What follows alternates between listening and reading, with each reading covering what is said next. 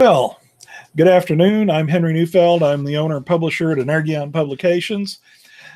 And I'm conducting a series of 3 interviews with Energion authors who have somewhat different views on politics, talking about the Christian and politics with a special focus on the U.S. midterm election here in 2018. Today I'm talking with Dr. Bob Cornwall, who's a pastor and author of a number of books. I would emphasize especially his book, Faith in the Public Square, that we publish here at Energion, which gives a much more extended discussion of the role of faith in politics in particular. So good afternoon, Bob. Good afternoon. Hey.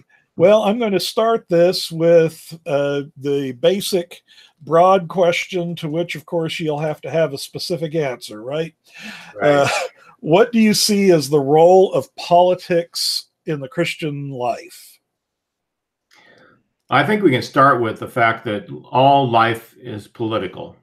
So as a person of faith, I am part of the polis, the public, and I engage that. And so I can avoid it, but even when I preach, if I address issues of social value, of social justice, then ultimately I'm going to enter into the field of politics.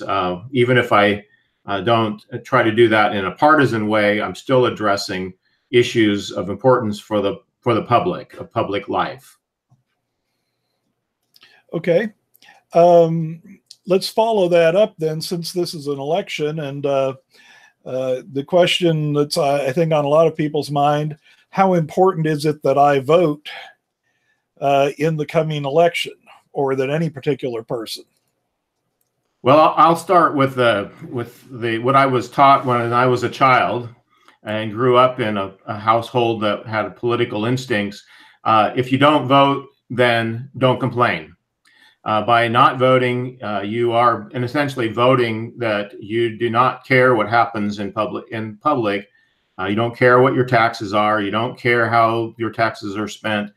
And so you choose not to participate in public life. So my first answer is, I always ask somebody, well, do you vote? And when they say no, then I say, then we're not talking anymore. So that's my flippant answer. But on the flip side of that, on the perhaps positive side, is that by voting, I am owning my place in the community in which I live. And even though as a Christian, my allegiances are greater than the nation or greater than my community, because the Christian faith is global and not national. But as a person of faith, I still believe it is my responsibility to carefully and prayerfully and thoughtfully engage in public life, and that involves voting. Okay. Now, going a step beyond the vote, and if you might want to distinguish your work as a pastor, as you did in the first question, you're talking very differently as to how you might participate from the pulpit versus as an individual. So I'd open up to make that distinction when you answer this question, as in whether you ever work for or endorse political candidates. So the answer is yes. In fact, right now I am working very hard and walking on a regular basis with a friend of mine who is running for state representative. She happens to be Hindu by religion, but we've worked together in interfaith work for a better part of the last 10 years. And so not only have I endorsed her, but I'm working closely with her. I think most of the members of my congregation, probably at least those who are on social media, know my views, but I don't endorse from the pulpit. Okay, so by not endorsing from the pulpit, you make that not a position of the church or a position as a pastor, but your you own that decision yourself, right? Right. I'm engaging in the political life of our country as a citizen of the United States. I happen to be a Christian. I happen to be a pastor. My faith informs me as I engage in political life or public life. But I try to make a distinction between my partisan positions and my life as a pastor. On my blog, I state, what is written there. It reflects my own views and doesn't necessarily reflect my family or my church or any other group. These are my views, my beliefs, my opinions, and I'm assuming that people understand that I am saying the same thing on my own personal Facebook page or my Twitter page feed, that what I'm saying there and how I engage there is my personal views as a citizen, informed by my faith, but not reflective necessarily of my congregation that I serve. Okay, well, I don't entirely have to ask the next question, but I'm going to adapt it so that you can finish up in this way and have an option. You've said it a little bit, because I was going to ask you to tell us something about a local candidate that you've worked for this election cycle and why you've done so, and you've already done that to some extent. The reason I put in that question, however, was for a person who is willing to work for and endorse a candidate. I have a personal thing about the down ticket election offices. As you know, midterm elections have less of a showing, and there's less interest often shown in local politics. And so I wanted to give you a little bit to talk about both the local candidate, which you've already said you have a local candidate that you've been working for, and also why it's important to be concerned with people who are running with offices that are not Congress or the Senate and so on. So I'll state first of all that that Padma and I are friends, and I have not been this involved in a political campaign probably since I was 14 years old, and walking for a particular presidential candidate that year. And you would a fairly infamous one at that. But Padma asked me to be involved in this, and I'm a friend, and so I want to make sure that my friend wins. So this is personal. It's relational. At the same time, and this is a frustration that I have with the American populace, especially those who belong to my particular political party, is that we kind of fail to realize that midterm elections and local elections are extremely important. Here in the state of Michigan, decisions are made that affect my life. The roads that I drive on, for instance, or healthcare, or taxes, or education, all kinds of things that are related to local life, to my state that I'm a part of. And so I feel like this is very important that I vote in these kinds of elections. I think that local city council elections and judgeships, these are extremely important because our lives are often more affected by policies at the local level than they are at national level. So voting always, especially in local elections, is important. And the reality is these are people that I know. These are I know these people. I know who the opponent is. I've engaged the opponent, and so I can have those relationships in ways that I can't at a national level. Okay, I appreciate that message, because I try not to insert too much of my own viewpoints into these interviews. So I interview people with a variety, but I can tell you that I've had I keep trying to tell people the same thing, that these local elections are just critical. And not showing up because there's not a presidential election or it's not a presidential year, or not showing up because it's, you know, an off year city council or something like that, is just, you know, you're losing a great deal.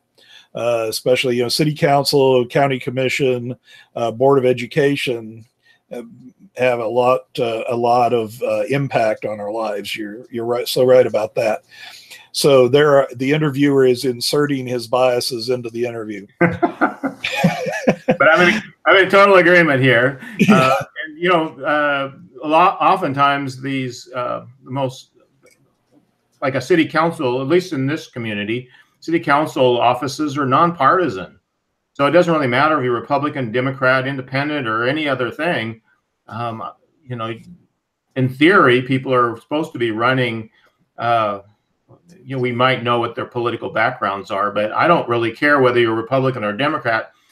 At that local level, I want to know what you're going to do for my city and how you're going to represent me on that. And so that's kind of where I stand on these. I think these are sometimes maybe more important than anything. And so, yes, we need to do that. Okay, I planned the list of questions, and I tried to follow the same list of questions with all of the people I've interviewed. And in all three, I'm introducing this one question because it hadn't come up before I set this up. But we had, during the past couple of weeks, we've had a couple of instances of very disturbing violence, the mailing of the pipe bombs to a number of people, which, you know, thankfully nobody was injured, but nonetheless, it is still a disturbing kind of incident. And then the even more disturbing and perhaps significant, the killing of 11 people in a mass shooting in the synagogue, Tree of Life Synagogue in Pittsburgh.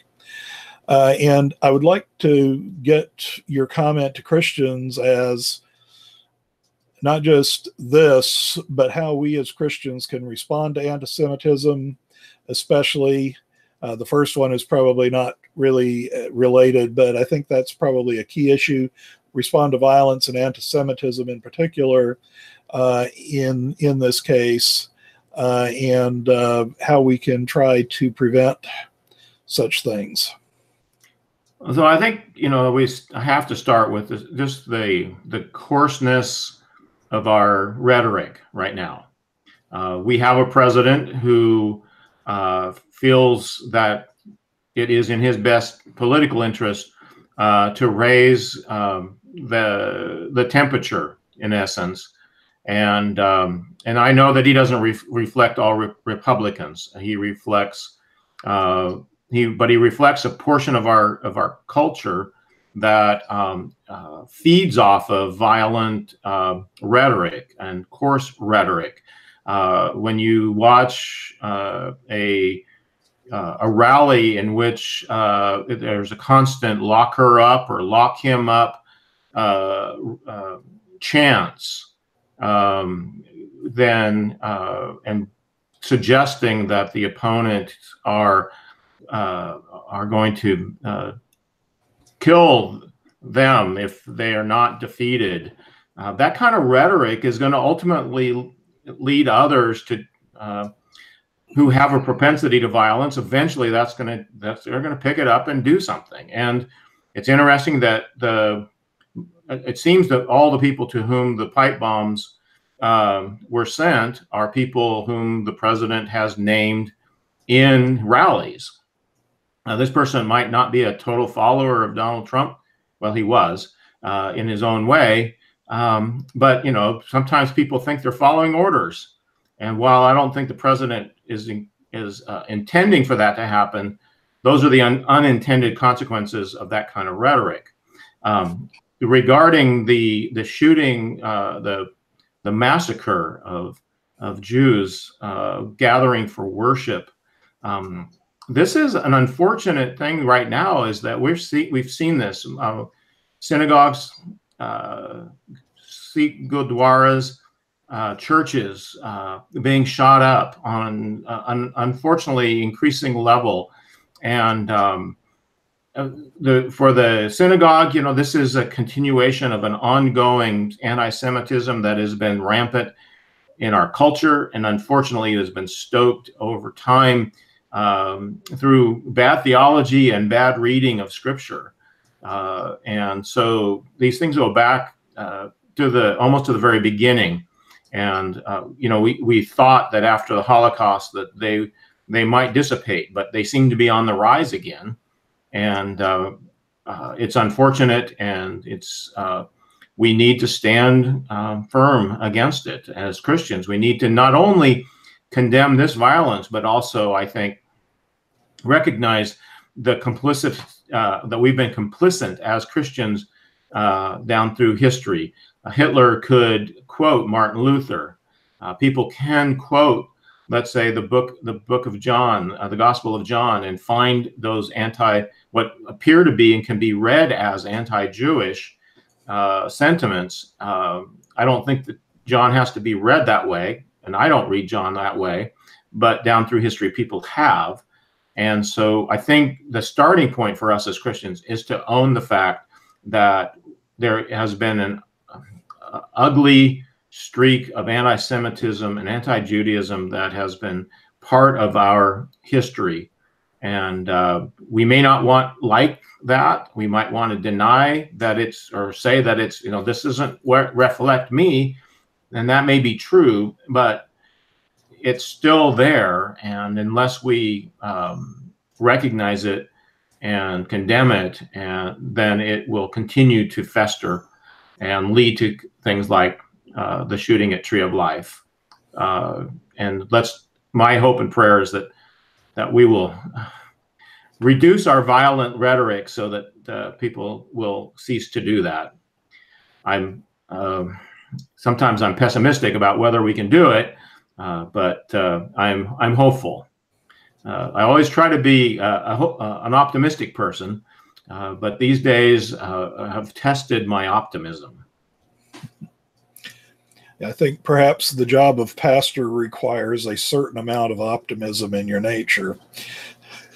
Well, that's true. Well, I mean, there's different forms of preaching, and I try to be uplifting as much as I can. Just in terms of, I just should address the aftermath of a shooting like that at Tree of Life leads to the conversation with our congregations. Could this happen to us? And so there's always that fear. My congregation is open and affirming, and there's a rainbow flag flying out by our sign. And someone did ask, do you think that could lead someone who's anti-gay to come and shoot us up? We're a small congregation, so like the Sutherland Springs, Texas congregation. So, a shooter could take out our entire congregation pretty easily. And so those fears fester throughout. And I don't want to, and I at this point, I'm saying no to us having armed guards in our church. I hope we don't have to go there. Yeah, I understand the difficulty of that situation. I think we've had discussions, probably most country churches or small congregations have had that sort of a discussion because you wonder, when it could be you. I'm going to go ahead and move on and simply ask you to conclude with what would you consider to be the most important message you could send to viewers and listeners, especially in the United States today? Well, I'm going to start with, just since there's an election next Tuesday, by saying, go vote. You may not vote the way I would vote, but still go vote. Exercise your responsibilities as a citizen. That's number one. Number two is that remember, this is directly to Christians. Remember that as followers of Jesus, we are not nationalists. So when we hear conversations and suggestions about nationalism, we need to reject that. Nationalism and patriotism are two different things. I love the country that I live in, but I'm not a nationalist. I believe that as a Christian, as a follower of Jesus, I am connected to other followers of Jesus around the world, and that my allegiance to Jesus is stronger and higher than my allegiance to nation or to a political party or a president or anything else. I think that's essential for us to own, which I think will help us when we vote. It will maybe lower the temperature a little bit. And the third thing is when you vote, and you may not agree with me on all issues, or I might not agree with you on all issues, but always, I think we need to heed the call to justice. And you know, Micah 6:8 gets tossed around a lot, but what does God require of us but to do justice and walk humbly before our God? I think that word needs to guide us as we enter the political realm. I'm as partisan a person as one gets in one sense, but I believe that we really do need to lower the temperature before more violence does erupt. And I think the vote is a way of saying no to that. So those would be my words in closing. Thank you very much, Bob, for taking the time. I'll remind our viewers that Bob Cornwall is the author of the book Faith in the Public Square, which is available in various online retailers, and I think is a pretty good way to follow up on this. Thanks again. Thank you.